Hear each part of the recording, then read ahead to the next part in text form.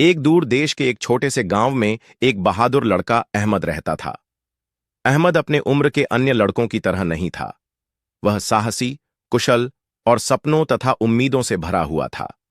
एक दिन जब सूरज पहाड़ों के पीछे छिप रहा था और आसमान नारंगी रंग में बदल रहा था, अहमद ने अपने गांव पर आने वाले खतरे की अफवाह सुनी। गांव वाले शांति और प्रेम से रह रहे थे, लेकिन फिर एक दिन दूर क्षितिज पर दुश्मन सैनिकों को देखा गया। गांव में दहशत फैल गई, लेकिन अहमद जानता था कि उसे कुछ करना होगा ताकि वह अपने प्यारे गांव को बचा सके। भारी मन और स्पष्ट सोच के साथ उसने अपने वफादार घोड़े पर चढ़ने का फैसला किया, जो उसके जितना ही बहादुर और तैयार था। अपनी तलवार को मजबूती से पकड़कर और निश्चय के साथ अहमद गोधूली के समय आगे बढ़ा।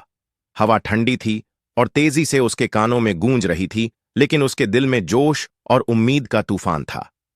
जैसे ही अहमद की नजर दुश्मन सैनिकों पर पड़ी, उसे एक पल के लिए डर महसूस हुआ, लेकिन फिर उसे अपने परिवार और गांव वासियों के मुस्कुराते चेहरे याद आए। उसके अंदर हिम्मत की एक ज्वाला जल उठी।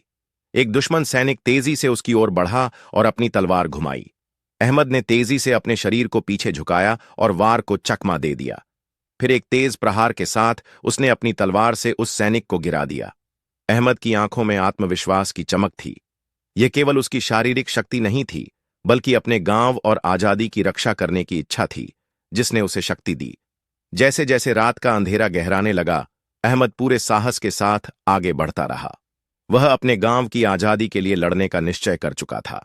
यही वह क्षण था जब एक युवा नायक की महान यात्रा शुरू हुई, जिसका साहस आने वाली पीढ़ियों को प्रेरित करेगा।